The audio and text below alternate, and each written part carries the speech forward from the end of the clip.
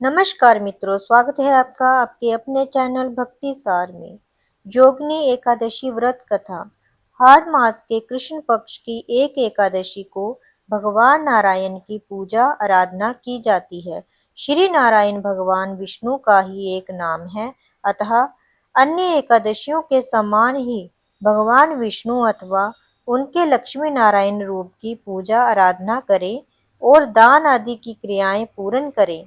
इस एकादशी का व्रत करने से संपूर्ण पापों का क्षय होता है और पीपल का पेड़ काटने जैसे पाप तक से मुक्ति मिल जाती है।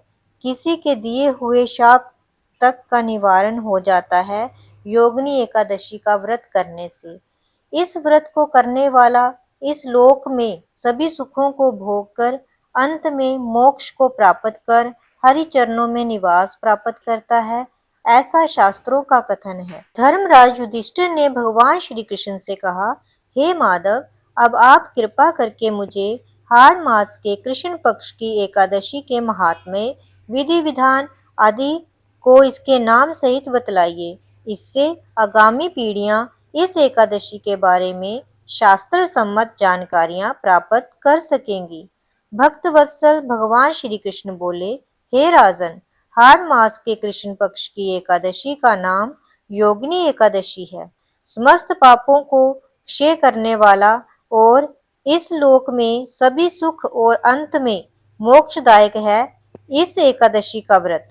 योगिनी एकादशी का व्रत करने से देवताओं के दिए गए श्राप तक से मुक्ति हो जाती है। पुराणों में वर्णित एक कथा मैं आपको सुनाता हूँ, आप उसे ध्यानपूर्वक सुनिए। स्वर्गलोक में इंद्र की अलकापुरी नामक अत्यंत भव्य और रमणीक नगरी है। इसमें यक्षों का राजा कुबेर एक भव्य भवन में रहता था।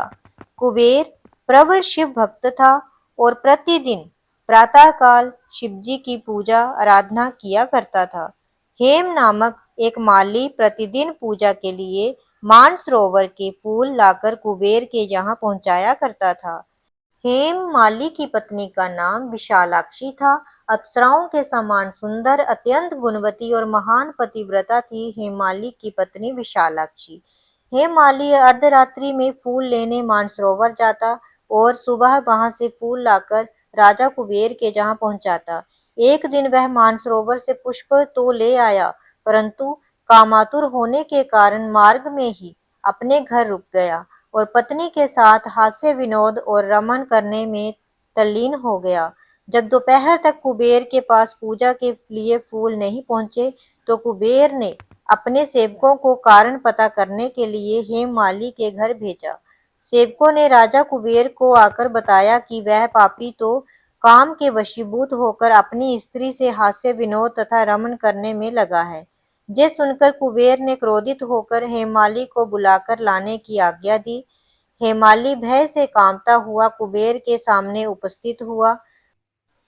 उसे देखकर क्रोध के मारे कुबेर के नेत्र लाल हो गए और फिर कहने लगा, अरे पापी नीच कामी, तूने मेरे पूजनीय ईश्वरों के भी ईश्वर श्री शिवजी महाराज का अनादर किया है, इसलिए मैं तुझको शाप देता हूँ कि तू स्त्री का वियोग सहेगा और मृत्यु लोक में जाकर कोढ़ी होगा।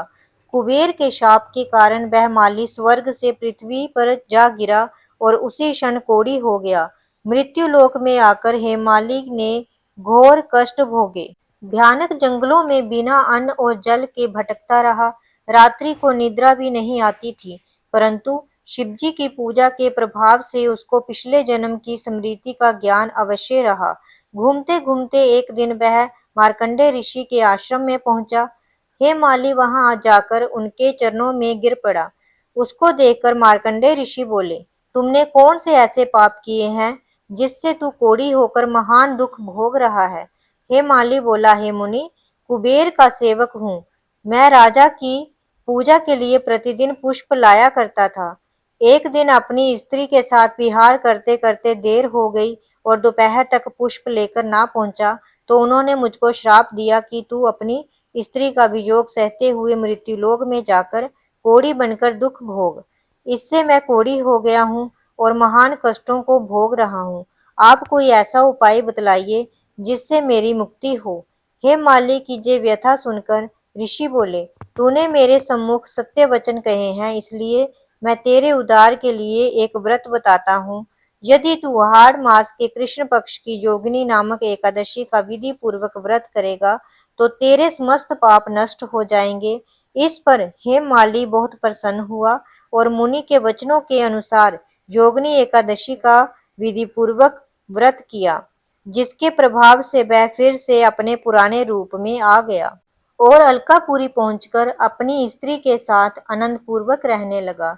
हे राजन, इस योगिनी एकादशी की कथा पढ़ते अथवा सुनने का फल ही 88 सहस्त्र ब्राह्मणों के भोजन कराने के बराबर है, जबकि इसका व्रत करने पर तो समस्त पाप दूर होकर अंत में स्वर्ग की प्राप्ति होती ही है। श्री सत्यनारायण भगवान की जय, विष्णु भगवान की जय।